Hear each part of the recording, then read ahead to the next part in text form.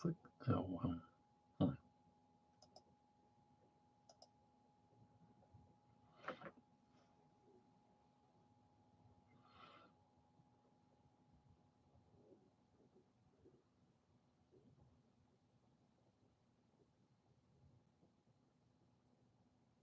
Hi, folks. We just hit the stream a little bit early to make sure all the equipment is working, and we will get started at 10 o'clock on the Ask Me Anything About the Black Dahlia case. A minute to go. Thanks for coming, Instagram folks. Appreciate it. Okay, it is 10 o'clock. I'm Larry Harnish, and this is Boxy. Boxy is the Los Angeles County District Attorney's files in the Black Dahlia case.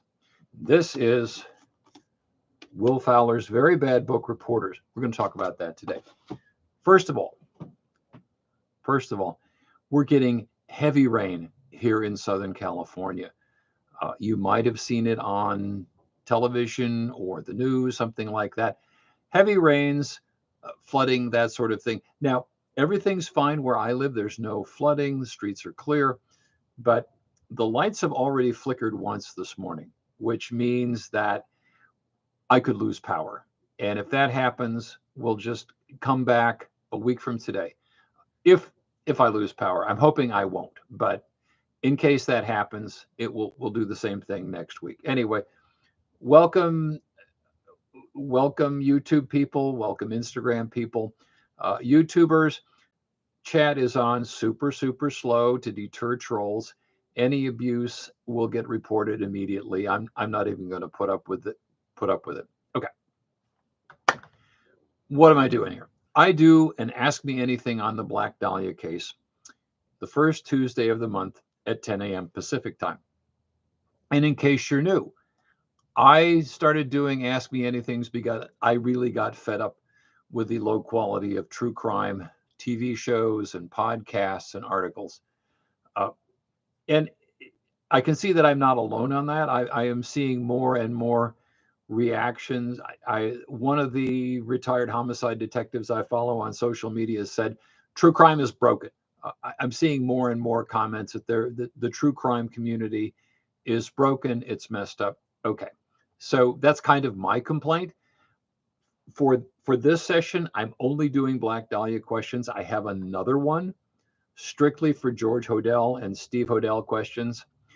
And those are on the third Tuesday of the month. So that will be February 20th, 10 a.m. Today, only Dahlia questions, no George Hodel questions. Again, I usually get a troll of some sort. Don't be shy about reporting them. I will report them also. I'm just not going to put up with it. The way this works is I alternate between live and submitted questions. I'll talk for about an hour. Instagram cuts off at 60 minutes, so I will definitely be done in an hour, and the time will go quickly. The next Dahlia session will be March 5th, 2024 at 10 a.m. Pacific time on YouTube and Instagram. Very well. First of all, a report on the book. I am, as of Friday, I'm at 140,000 words. I have finished part one, which is the life of Elizabeth Short. That took a long time, but I consider myself done with the life of Elizabeth Short. Right now, I am opening part two, and that is the treatment of the Norton Avenue neighborhood. That's what I'm working on right now. So before I get to the Q&A, I want to talk about two things. I want to talk about Will Fowler's book, Reporters, and then about claims that the LAPD in the 1940s was corrupt. I alternate between the live questions and the submitted questions. I have a bunch of submitted questions that I'm working away at, so I'll try to get to everything. If I don't, I'll do it next time. Anyway, that's how it will work. Now, first of all, Reporters, Will Fowler. Will Fowler was a reporter for the Los Angeles Examiner. I treated him as a friend. He was one of the first people I interviewed back in 1996. And Will at that point was estranged from everybody in his family, which should have been a clue, but it wasn't. I treated Will like a friend, not just somebody that I interviewed, but I had him over to my house for Thanksgiving and we would go to lunch and stuff like that. And he just lied his head off to me. So what you will read in here about the Black Dahlia case, it's mostly lies. Sure, that's the reality. Will Fowler will tell you that he was the first person at the Black Dahlia crime scene. He was there before the cops. The cops showed up and they drew their guns. No, that didn't happen. I interviewed one of the first police officers on the scene. That did not happen.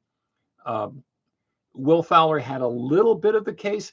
You will see him in the crime scene photos. He's there. He's standing on the sidewalk looking at the body of Elizabeth Short. So yeah, he was there on South Norton Avenue on the day she was found. He also was at the airport when Phoebe flew into Los Angeles. And let me point out, Phoebe flew into, and I'm going to, without naming names, I'm going to say Phoebe Short came to Los Angeles by herself. Someone I respect wrote that, yeah, Phoebe and the daughters all came to Los Angeles. No, airline travel was incredibly expensive in 1947. Phoebe came alone, and in fact, she didn't have money for her own ticket. Her ticket was purchased by the church that they attended. So she came alone, which is why you don't see any of the sisters except for Virginia at the funeral. Okay. What's important about this book here is Will Fowler was the man who cooked up the idea that Elizabeth Short had infantile genitalia. No, that is a Will Fowler lie.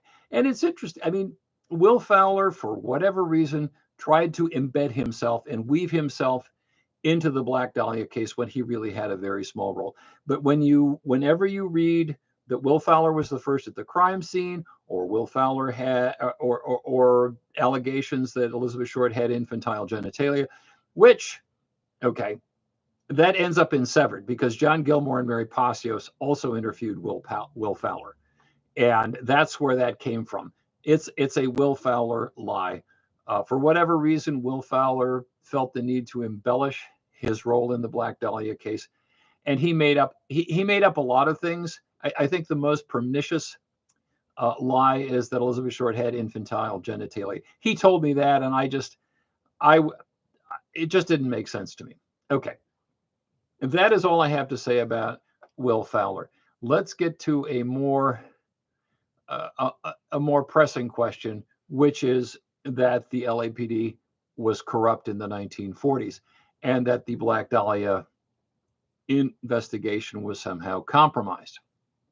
The reality is that the Black Dahlia case was a state-of-the-art investigation for 1947. The lead detective, Harry Hansen, had been with the department about 20 years. His partner, he had worked all over the LAPD, multiple divisions, within the LAPD, they call them tables. He had done traffic. He had done homicide. He had done fugitive detail. At one point in his career, he was one of the guys who would be at Union Station, and if a bad actor showed up at Union on the train, they would put him back on the next train out of town. The LAPD actually did that, and he was one of the guys who did that. When you look at the crime scene photos, you will see, first of all, you'll see Harry Hansen. You'll see his partner, Finus Brown. Who else will you see there? Marty Wynn, another famous homicide detective of the LAPD. You have both guys from the crime lab, Ray Pinker, head of the crime lab, and his assistant, Lee Jones. They're all there. That is exactly the way it should have been done. And then you also have detectives from the university division, because Lamert Park, where the body was found, was in the university division. So you have those detectives. You also have patrol officers protecting the crime scene, and you have a sergeant. So it is the crime scene was protected. It was not compromised. at all. Now, whenever somebody says, oh, the LAPD was corrupt in the 1940s, that should set off red flags, because more often than not, they will have an agenda. You see, it will be an alternative solution. And the only way their alternative solution will work is if the LAPD was inept or corrupt. And I should point out, I forgot to mention the medical examiner, the guy who performed the autopsy, Frederick Newbar. He was also very respected in his profession. These were all top guys. This was exactly how you would do it for 1947. Maybe you wouldn't do it that way now. We've learned something. But at the time, it was a state-of-the-art investigation for 1947. Anyway, when somebody says, oh, the department was inept or corrupt, that's how they push their agenda. Who does that? Well, first of all, you've got Daddy was the Black Dahlia killer, Michael Newton and Janice Knowlton, where there's the claim that the medical examiner, Frederick Newbar, missed somehow grass in Elizabeth Short's vagina. No, that didn't happen. That's ridiculous. Then you'll have P.U. Eatwell.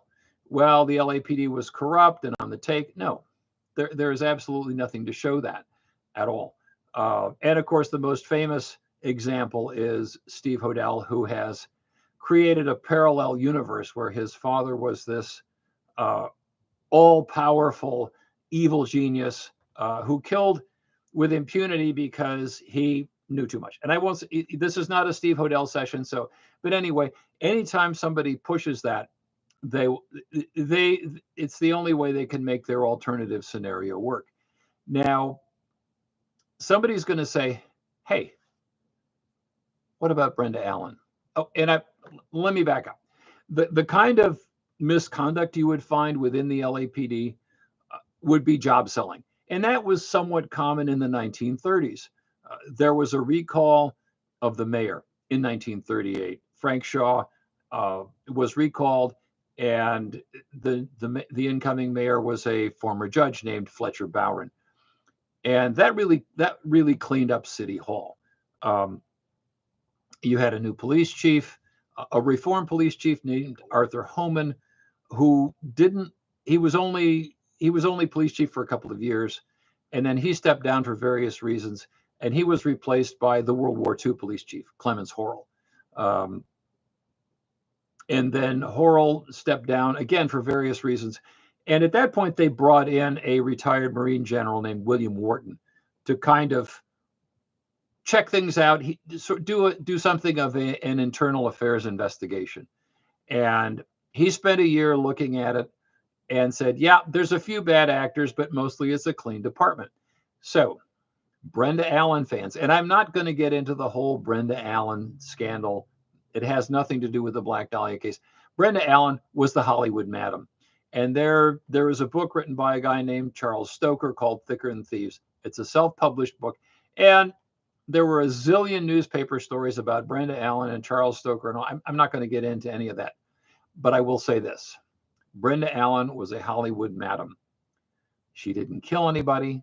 She was never suspected of killing anybody. She wasn't investigated by the homicide division. Okay.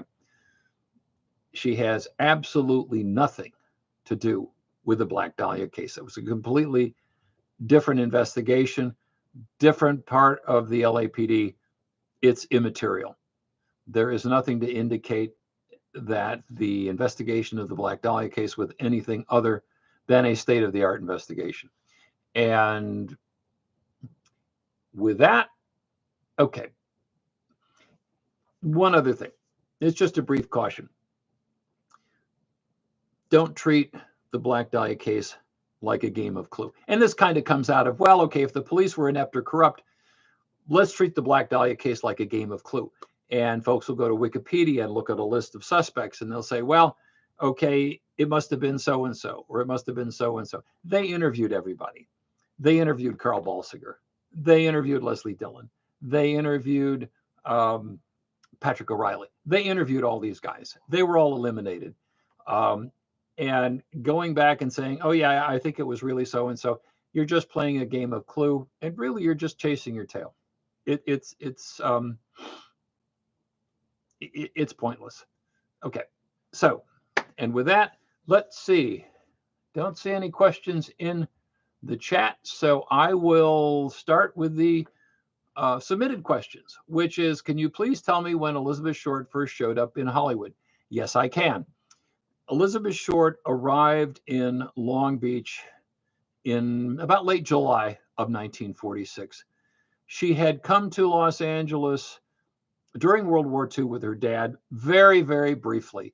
She and her dad had a falling out, and she took off for up the coast. She went up the coast. She ended up at Camp Cook, which is now Vandenberg Air Force Base. So she was in Los Angeles a very brief time, took off, and then came back to Hollywood she came back to Long Beach in about late July 1946, and then came up to Hollywood in, we'll say, August of 1946. So she was in Hollywood for, let's say, August of 46, September, October, November, and then she took off for San Diego. So she spent most of December 1946 in San Diego, and then came up to Los Angeles in early 1947 and disappeared. Okay. Is it true that Cleo Short lived a short distance away from the crime scene at the time of the murder? Eugene, it depends on what you define as a short distance. He did live in Los Angeles. It wasn't.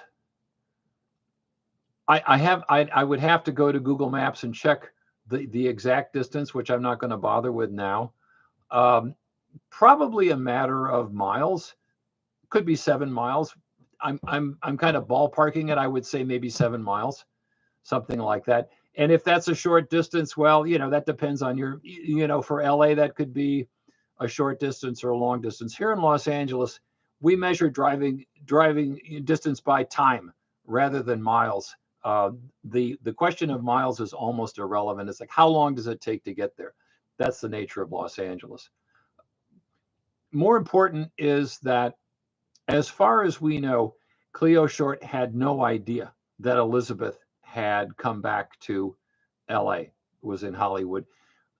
From all the reports, all the investigation, he never had any contact with her. He made it very clear he didn't want any part of Elizabeth Short. He refused to identify her body in the morgue.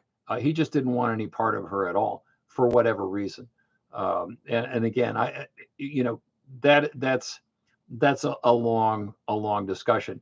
But did he live? Again, whether he lived close to the crime scene is what you consider close. I'm ballparking it at 7 miles. I'd have to look it up, and I'm not going to take time to do that now. Let's see. Okay, another submitted question here. Oh, the David Lynch thing again. Is there any truth to the David Lynch claim about John St. John showing him a picture that only the killer could have taken? No, there is no truth to that. Let me go through that, because I keep getting the David Lynch question. Number one, taking a picture at night with film with a very slow speed. Before the digital era, a lot of people knew about photography, and you could say, well, the film speed was, the ASA, whatever. The ASA on film, black and white film in those days, was extremely slow. What you would need to take a photograph at night with existing light would require an open shutter. And it's impossible to hold a camera that long with an open shutter. You're going to go like this. So you'd need a tripod, and that very quickly becomes impossible. Okay. If that impossible thing happened, the next impossible thing that would happen would be the LAPD would have to somehow get a copy of that picture. So it would be impossible to take that picture. Then it would be impossible for the LAPD to somehow magically get a copy of it. And the third impossible thing is then a detective is going to whip it out and show it to some Hollywood director. Okay. No. The old-time detectives were very, very protective of material in the Black Dahlia case. They were very, very cautious about it. I interviewed Al Martinez. Al Martinez wrote a book about John St. John called Jigsaw John. John St. John was the inspiration for the TV show, if you have a long memory, Jigsaw John. And I asked Al Martinez, what did he say about the Black Dahlia case? And Al was buddies with John St. John. He said, well, he talked about it, but he didn't really say anything. And that's kind of how the detectives are. When you listen to like the recordings of Harry Hansen, he will discuss the case in very general terms. He will kind of make allusions, but it's very, very difficult to get any real details out of him.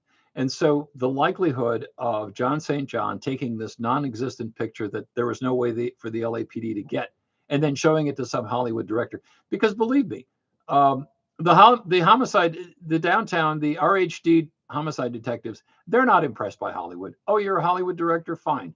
Big deal. They don't care. So that absolutely, that didn't happen. Okay. Let's see. Andre, can we deduce anything from the place where Elizabeth's purse and shoes were found, for instance, where the killer lived? Andre, that's a good question. I have seen people do maps of various locations, the crime scene, the Biltmore, where her purse and shoes were found. And possibly, we don't know. It's a good question. It is interesting that the purse and shoes were found on Crenshaw, and it is a straight shot down Crenshaw to the crime scene. It is an absolutely straight shot. What you would do is you get up Crenshaw, dead ends at Wilshire Boulevard, and Crenshaw runs all the way down to the coast. But it goes through. It goes past the place where, and it's gone now. It goes past the place where the purse and shoes were found, and then within a couple of blocks of the crime scene. Let's see. So maybe, hard to tell. It was presumably the killer knew that was a good place to leave shoes and the purse. But beyond that, I'm reluctant to speculate too much.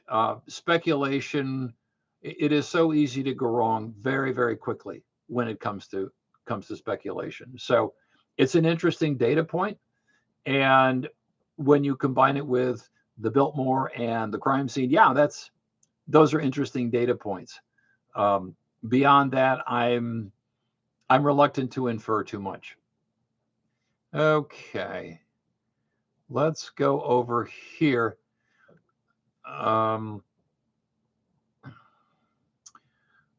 Let's see. Thank you so much for your tireless and very reasoned and rational work on this case. Thank you. Let's see. Somebody says 7 miles, half an hour. Okay, that would be the distance between. Cleo Short lived lived in an apartment on, I believe it was Kingsley Drive. I forget the exact address, which is, again, that's why I'm not going to dig it up now. I think it's about, ballparking it, I would say it's about 7 miles. Anyway, in a perfect world, if the LAPD or any other branch of law could be convinced of your Walter Bayley theory and they used every resource at their disposal, do you think that this case would finally be solved, or is this one that will haunt us forever? Well, here's my answer. The LAPD is concerned entirely with investigating homicides that will result in an arrest and a prosecution and conviction. That's what they're all about. Will an investigation of the Black Dahlia case ever result in an arrest, prosecution, and conviction? No, it never will. So at this point, they have got the files mothballed. Could they theoretically do it? Maybe, but I mean, the chance of that ever happening is nil. Absolutely not. And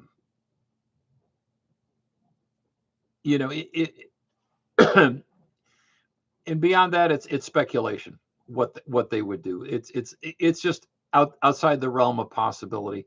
The LAPD they want to invest cases. They want to investigate cases where they're going to get convictions and send somebody to prison. That's what they want. If it doesn't do that, they're not interested. Let's see. Whose house did Betty Bersinger call the police from?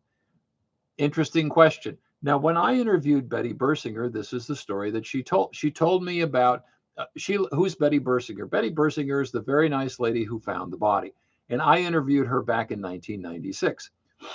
And she said that, of course, in those days, it's long before the cell phone. So she's going along the sidewalk on that block of Norton Avenue.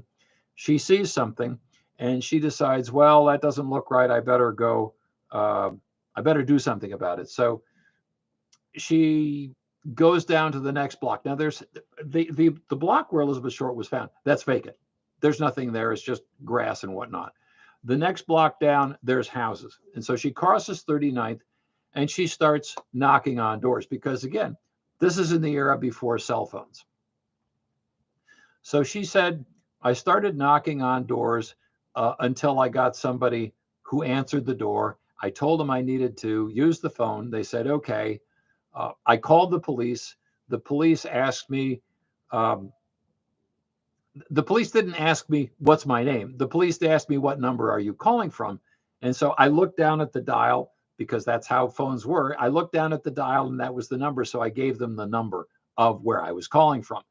And then she went on her way. She was on an errand down to the stores in Leimert Park. And so she went on her way. We don't know. There's a quote in one of the newspaper stories where she says, I think it was a doctor's house. But that is really the most, that's the most, we can't really pinpoint it. She said, I think it's a doctor's house. Well, yeah, there was a doctor living on that block. It was Walter Bayley. But I don't feel comfortable taking the leap to say, oh yeah, she called from Walter Bayley's house. I don't know that. There are other people who say, oh yeah, she called from Walter Bayley's. I don't know that. I don't know that for an absolute fact. When I talked to her, she didn't remember. She just said, I looked at the number. And so I'll stick with that.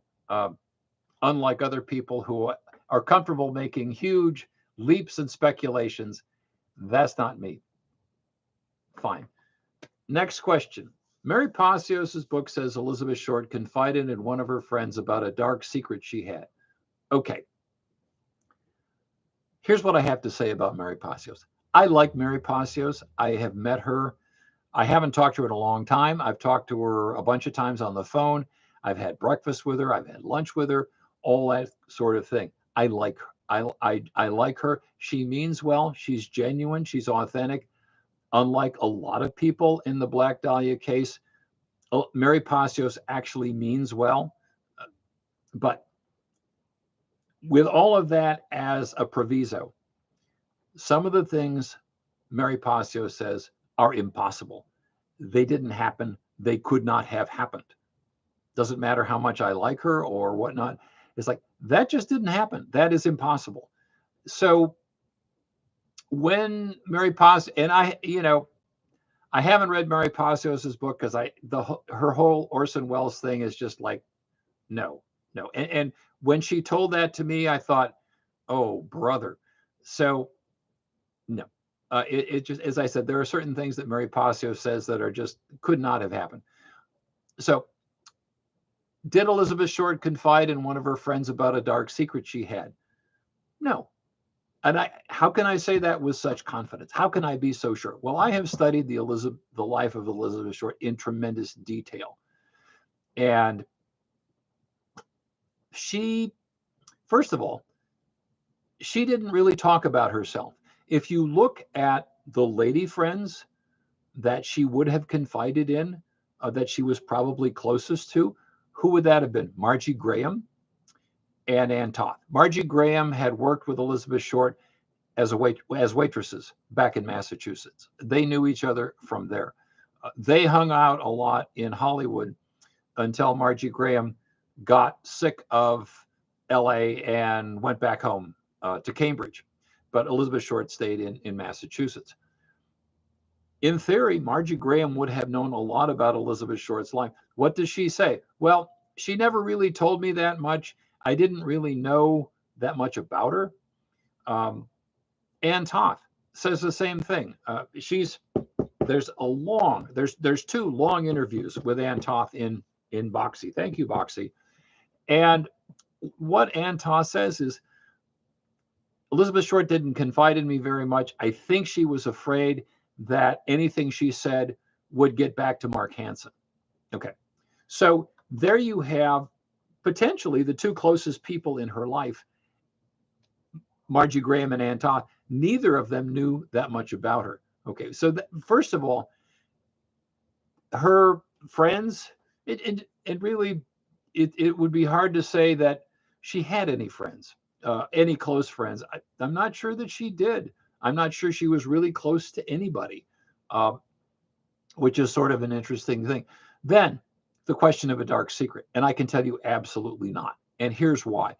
Elizabeth Short positioned herself at all times as upper class, upper crust, refined, well-bred, from a good family, all that sort of thing.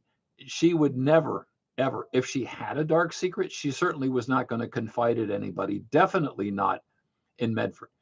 Elizabeth Short's, her public persona in Medford is that she was working as a model, that sort of thing, and doing very well. When she was in Hollywood, or when she was in Los Angeles, again, she presented herself without fail as being from a fine Boston family, being shocked at the way they do things in Los Angeles. So the chance of her confiding in somebody that she had a dark secret is like, nah. I can without being able to ask Elizabeth Short, I would say there's no way. There's no way that happened, given what I know about her never confiding in anybody, number one. And if she had a dark secret, she certainly wasn't going to go public with it. She always wanted to present herself in the best possible light. So no. Let's see. You mentioned in the Elroy documentary that Matt Gordon took his own life during the war. He was killed in a plane crash, so he crashed the plane on purpose. Yeah, probably. That's probably what happened. I interviewed a bunch of guys who were in the air commandos with him, who knew him, and there is a stigma around suicide, but nonetheless, he took up the fighting had finished. The combat had finished. They were waiting for the Japanese to sign the surrender. Okay, so it was this sort of period where the flyers were hanging out, bored, and Matt Gordon got in the habit of taking up one of these P-51s and doing aerobatics. He liked to fly, and he took a plane up during a really heavy storm and crashed the plane. It's most likely a suicide. He certainly had a death wish to do that, and based on the condition of the plane when they found it, it probably was a suicide. That is not a stretch. Again, there's a certain stigma, especially among that generation, about suicide. But yeah, he probably did crash his plane deliberately. Let's see, James. A seller on eBay sells copies of a CD-ROM that contains a lot of Black Dahlia police files. It's pretty inexpensive, as I recall. Yeah. Be very careful of anything that's on eBay. It's probably the FBI file. There were people who used to sell the FBI file on eBay, and they would throw in newspaper articles and stuff like that. Don't waste your money. Don't waste your money on that stuff. The FBI files, you can download them for free. I will caution you about the FBI files that it was not, regardless of what you will read in certain magazine articles, that the FBI couldn't solve the case. It wasn't an FBI case. Okay. The FBI had a very, very small role in the Black Dahlia case because it was the LAPD jurisdiction. What the FBI did was they did her fingerprints. They did that, yes. And they did some analysis of things. They had a more advanced crime lab that they had than the LAPD had. So they did some analysis of that. And then they conducted some interviews on behalf of the LAPD because in those days, the LAPD didn't send their detectives all over the country doing interviews. And so you'll find, for example, there's a guy named Peter Vetcher who claims he had a one-night stand with Elizabeth Short, and it's in the FBI file. And it's very clear that the FBI was doing an interview with him as a courtesy for the LAPD. They knew he hadn't killed Elizabeth Short because they knew where he was when she was murdered, but they still wanted to talk to him. And he just spun him a bunch of lies. So the story in the FBI file about his one-night stand with Elizabeth Short, totally bogus. That's not true.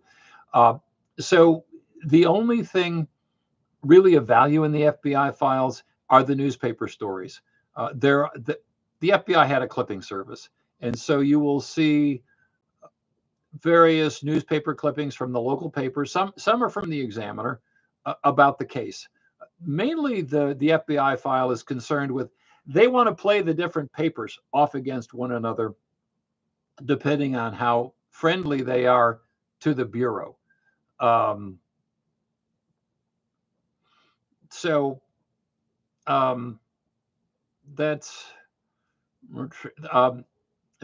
really their only role. I wouldn't waste any money on that. Okay, how has Mary been? I don't know. I'm not in contact with Mary Pacios. She did do a live Zoom a year or two ago for Jean Marie Spicuzza's movie Night Rain. That's the last time I had any interaction with her at all. We are not in contact. She remains in Northern California. I think she's living in the Bay Area. I'm not really sure. I don't have a lot of contact with her anymore. We used to be, 20 years ago, she would come down to LA and we would have breakfast or we would have lunch, that sort of thing. But that was a long time ago. Let's see.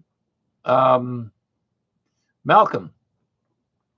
According to Frank Jimison's report to the grand jury, there were no cigarette burns and no tattoo marks on the body. How could that statement be reconciled with the famous rose tattoo she was supposed to have had?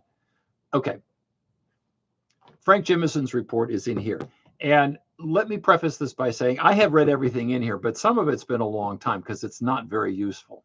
Okay. I have read everything in here. As you can see, there's a lot to remember.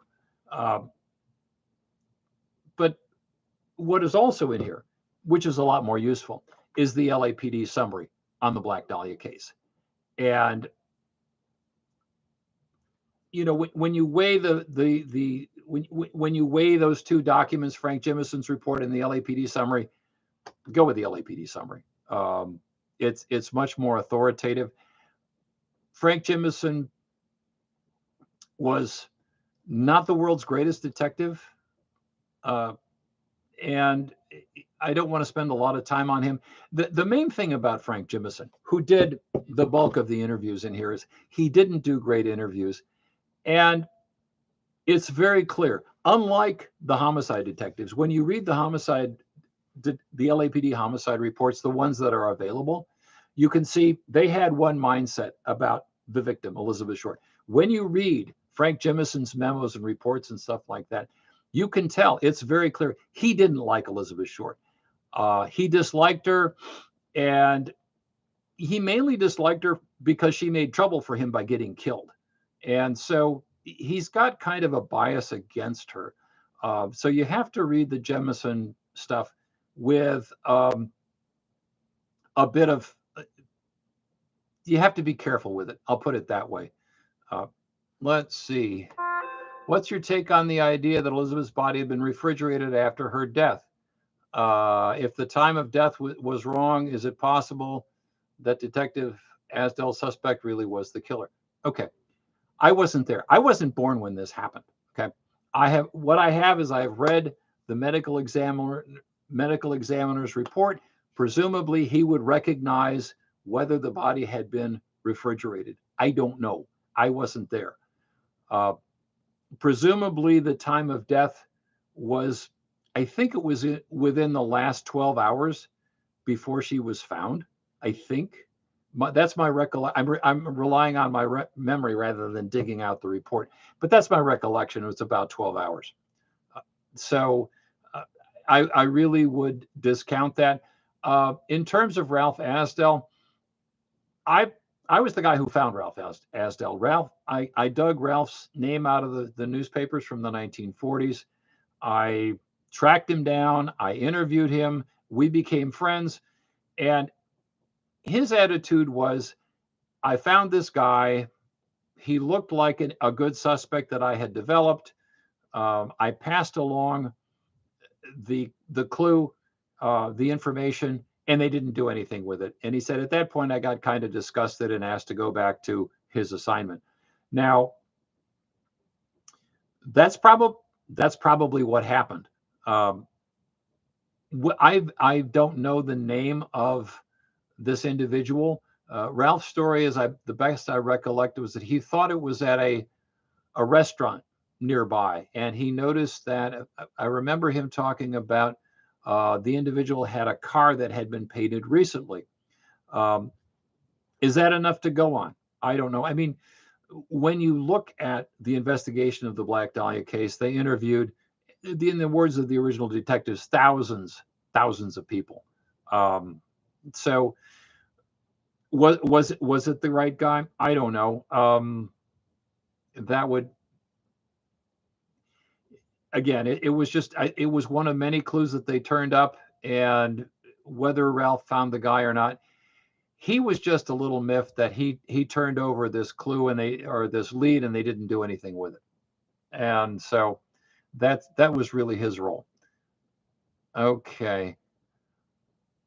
I enjoy your monthly videos, and I'm looking forward to buying your book. When it's out, I'm wondering, Walter Bayley could have been a psychopath, but do you think he was the sort of man who would take the time to cut out letters from newspapers and soak Elizabeth's belongings in solvent and take time to send them to the newspapers? I'm having a hard time picturing him doing that for some reason. Okay. Let me point out that everything that was done to Elizabeth Short took a long time. Okay. All the mutilation, all the slashing, cutting her in half, that took a long time. That was not something that was done quickly.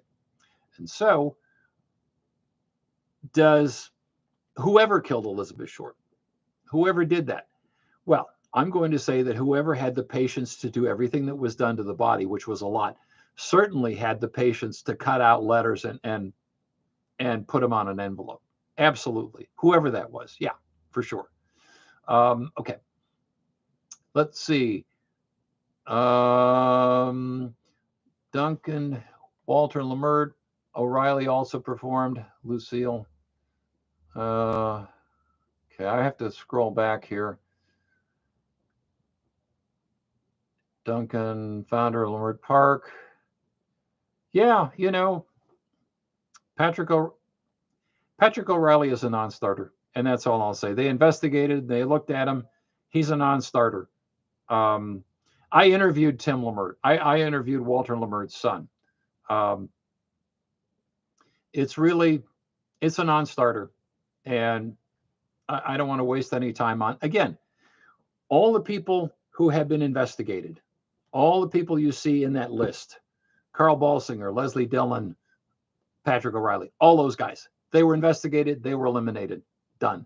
You're just chasing your tail to go back and dredge up these people who were eliminated in 1947. It's not worth it. Okay. Let's see. Philip, how did Elizabeth Short support herself? I understand that she caged money off naive men, but could that have been enough to pay for all her day-to-day expenses? She apparently was only intermittently employed, no reliable job or income. near to homeless? Was she being sent money from her family? I don't understand day to day how she could pay her rent, food, travel, other personal expenses.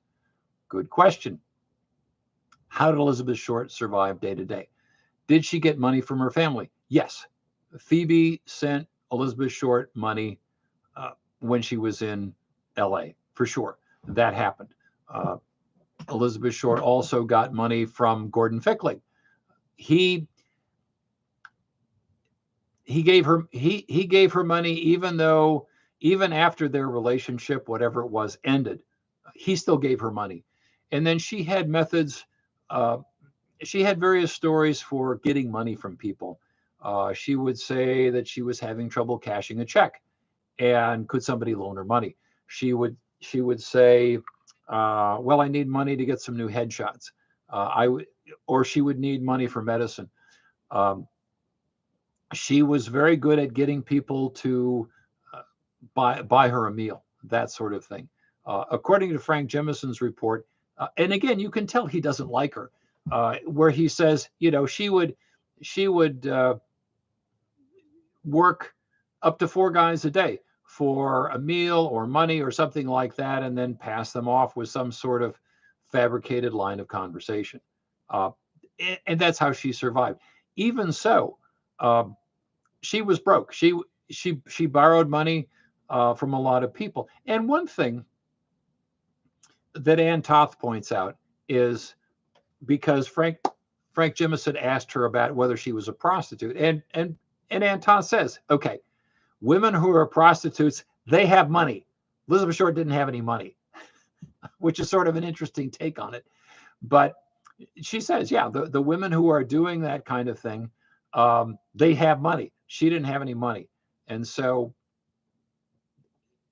that was it. She hand to mouth. She crashed wherever she could. She lived places where she didn't pay rent. She didn't pay any rent when she lived at Mark Hansen's.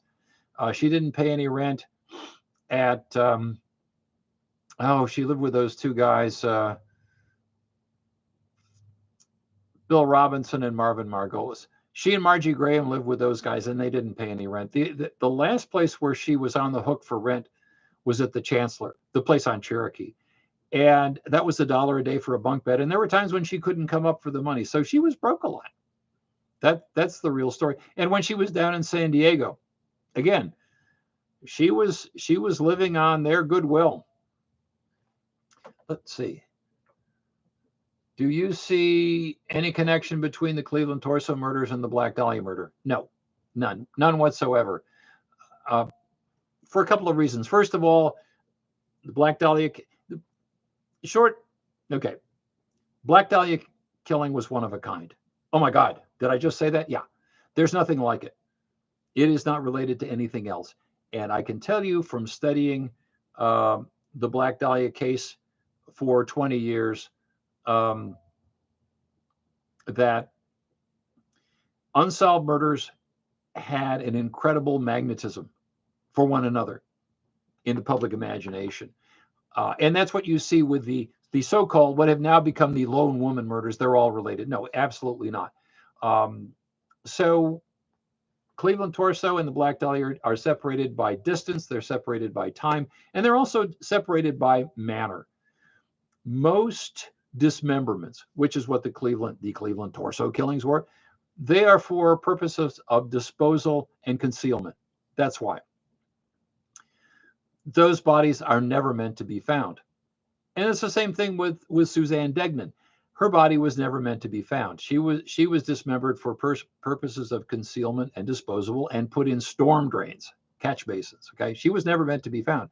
Elizabeth Short was meant to be found. That body and what was done to it was meant to be discovered, and that is the big difference. So no, there's no connection in my mind. Are any of Elizabeth Short's sisters still alive? To the best of my knowledge, at least 2 are still alive, the younger 2 sisters. To the best of my knowledge, I am not in regular contact with the Short family. I have been in contact with them. I have had contact with the 2 younger sisters. I've never really had any contact with the older sister. And for their privacy, I don't name them. Okay. I don't say their names or where to find them or anything like that. They don't want to be found. They don't want to be contacted at all. But I have been in contact. I met her youngest sister. Very nice lady. We had a very nice time. It was quite pleasant. And that was, I take that sort of as a badge of honor that I gained the confidence of the Short family. Okay. Um, People exaggerate the corruption of the LAPD with the case. Did any of the officers who worked it have a history of less than ideal conduct? Well, Lady Tyler Bio Rodriguez, that depends on how you define less than ideal conduct. There was one guy who was a homicide detective who were, now the lead detectives, fine, no problem with them. They were straight arrows. Harry Hansen and Finest Brown were straight arrows. And you will get, especially in P.U. Eatwell's book, it's this big conspiracy about, well, Finest Brown was just the bag man for, uh, the mob. No, none of that's true. And Harry Fremont did get in trouble. He worked part of the Black Dahlia case. He wasn't the main investigator, but he was one of the investigators. Harry Fremont got in a lot of trouble for Bloody Christmas, which is not corruption, it's brutality. And Bloody Christmas, it is somewhat portrayed in LA Confidential, where uh, uh, I don't want to spend a lot of time on it. They had some suspects who were beaten up by officers at Lincoln Heights Jail, and Harry Fremont was one of them. And they were prosecuted. I don't think Harry Fremont got any jail time, but he was busted in rank and put back in uniform. Um, but other than that, I'm not really aware of anything. Um, I got to be pretty good friends with Ed Jokish, who was a homicide detective in 1947, and based on my experience with him, they were pretty much straight arrows. Let's see. Okay, over to a submitted question. How will you refer to Elizabeth Short in your book? Elizabeth or one of the other names? Uh, that's a good question. Thank you for asking, Spins. When you write a book, I kind of think that when you're writing a book, the characters name themselves. They sort of tell you what they want to be called. And I had a debate early on. I had to settle how I was going to refer to Elizabeth Short. I always call her Elizabeth Short. She changed her names a lot. Sometimes she was Betty, Betty. Sometimes she was Beth, Beth. Sometimes she was Betty. Sometimes she was Elizabeth. I always call, and within the family calls her Betty. I don't feel comfortable calling her Beth or Betty like I knew her. I always call her Elizabeth Short, right there, every time. That's what I call her. That's how I refer to her at all times. I'm not comfortable calling her anything else. With some of the people in the book, I call Red Manley Red rather than Manley. I call Ann Toth Ann. But Mark Hansen, I don't call him Mark, I call him Hansen.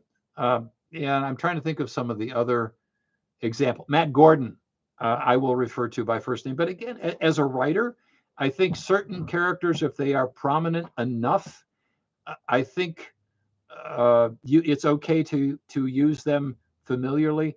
But with Elizabeth Short specifically, I just don't feel comfortable calling her anything other than Elizabeth.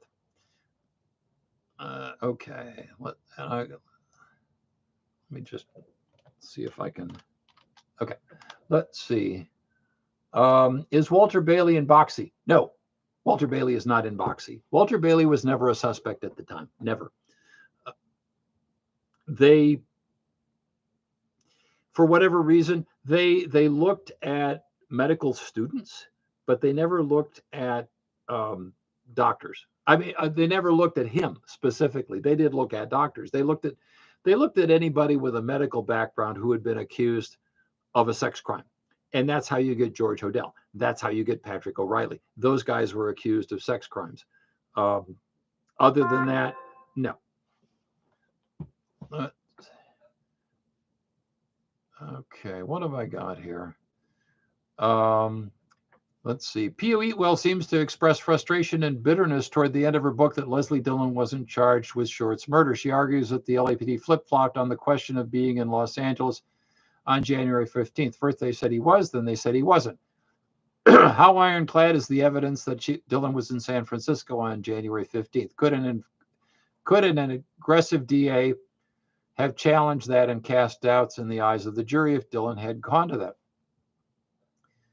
Eatwell argues that letters like D and E or an F were scratched into Elizabeth Short's body. Anyone in the DA's files agree to that? What do you think? She even implies a letter had been scratched up. Yeah. Okay.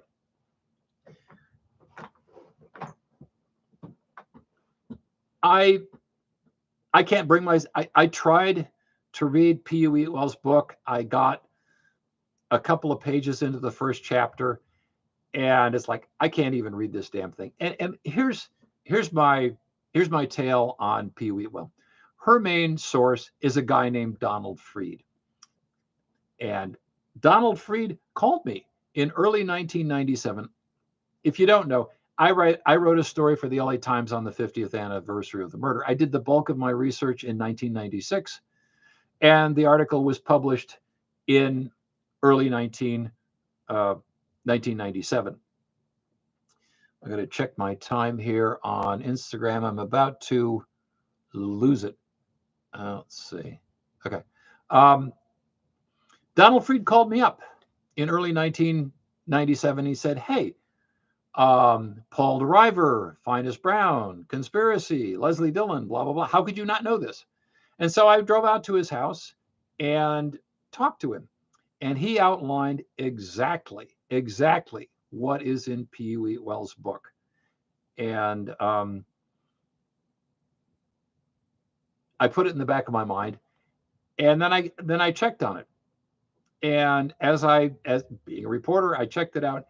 And it's like, no, it doesn't add up.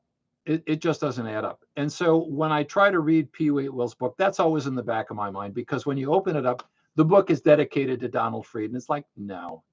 Instagram folks, I hate to say this, but I'm going to have to cut you off here, or the broadcast will get eaten and be lost. So goodbye, Instagram people. Sorry. End video. Share. Okay. I'll do that later. Anyway, so it's really hard for me to even read her stupid book, because if she had spent 5 minutes with me, I could have told her Leslie Dillon was in San Francisco. How ironclad is it? You would not believe. Most of Boxy is about Leslie Dillon. Steve Hodel will say, "Oh, it's all George Hodel." George Hodel is like this much, maybe this much of this box. The bulk of it is Leslie Dillon, and they investigated the heck out of it. Yeah, I'm absolutely sure, positively sure, that Dillon was in San Francisco at the time. And again, you find all kinds of convenient lies from Don Freed. He will tell you, well, Leslie Dillon was a morgue attendant. No, he wasn't. He was an ambulance driver. Okay, people won't let go of that. No, it's in here. He was an ambulance driver. The Leslie Dillon stuff, and I don't want to waste a lot of time on it, because he's a non-starter. He was eliminated. Leslie Dillon was the child of Paul DeRiver's goofball idea that Leslie Dillon had a split personality, and under this split personality killed Elizabeth Short. And it's like, no, that's just ridiculous. And okay, Eatwell argues that a D, E, or F were scratched into Elizabeth Short's body. It's just cross-hatching. It's just and like that. That's all it is. And to read any meaning into that is just irresponsible speculation. Let's see.